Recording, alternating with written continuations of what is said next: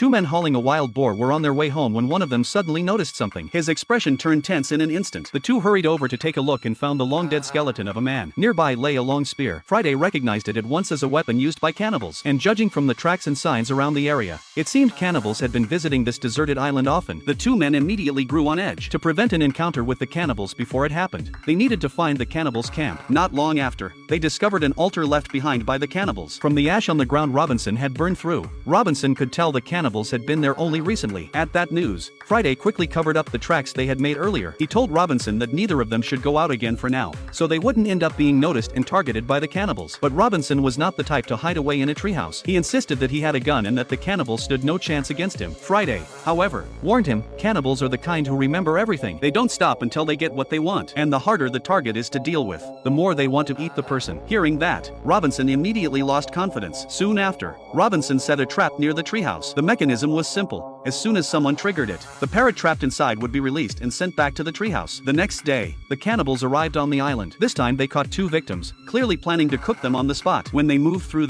they stumbled into the trap.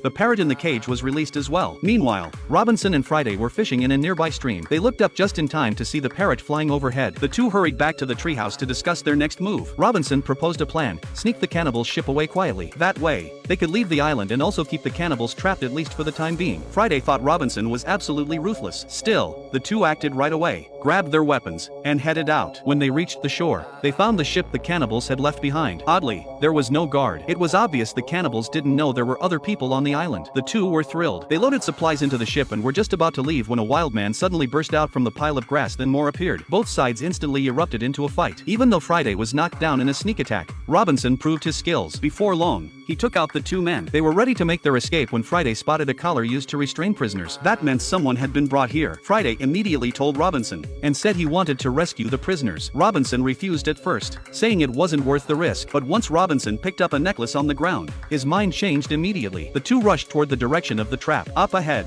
a large group of cannibals appeared, and with them were two living captives. Right as the cannibals were about to leave, Robinson and Friday decided to circle around and set up an ambush. Soon, the cannibals arrived at the area where the trap had been laid. Then, suddenly, a huge net dropped and trapped them. The two moved fast, charging out and taking care of the wild men caught in the net. Friday had wanted to rescue the prisoners inside the net, but when he saw the cannibal leader's face, he froze. He recognized him. This was the same man who had once planned to eat him. At that moment, the cannibals rushed out from the net too. With no other choice, the two could only rescue one person first and retreat temporarily. But when they pulled off the captive's hood, they realized the one they had saved was none other than their enemy Santa. Years earlier, when both sides were fighting over treasure, Santa and